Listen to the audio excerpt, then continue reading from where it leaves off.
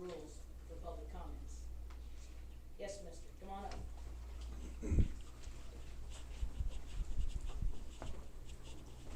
State your name and stuff so that everybody on the TV can hear too, please. Hello, my name's Charles Eakins and I live in Humboldt. I'm a native Arizonan. I have several generations of family in this area. The first thing I would like to say is I want to apologize to Glenn Blomgren because I mistakenly thought he voted for something when he didn't. I misheard something in the meeting. But this is all around the June 4th meeting to fund Council Member Thomas's personal authoritarian restraining order against Leigh Cluff. It was actually a council member, McBrady, that voted in favor of it, and I sincerely apologize. Last week, I began asking questions about the recall. I was verbally attacked by apparently friends of Chris Dragan, Terry Schroeder, and Jennifer Combs. It seems like they were trying to intimidate me into being quiet.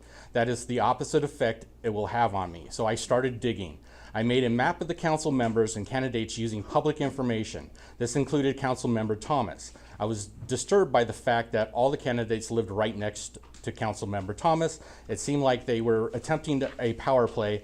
As I also looked into the charges of the recall, they were all soundly debunked. I stated this when I posted the map on Facebook. I also went to the courthouse in Mayor on Friday to pick up a copy of the Thomas versus Cluff restraining order hearing.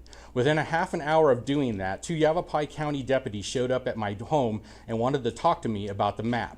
Of course, there was nothing criminal about it, and it falls under the First Amendment speech.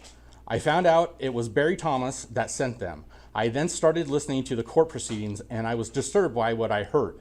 The judge doesn't understand case law, and Barry Thomas has now put a target on Dewey-Humboldt because what Leigh Cluff did is protected under the First Amendment.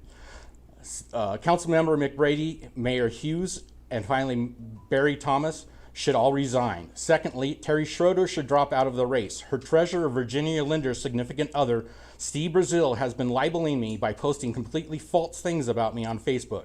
He said I had a warrant out for me in Washington. This is untrue. He said I'm getting paid for the other campaigns. Also completely false. If this is how they're going to treat people asking questions, how do you think they are going to treat people once they have power?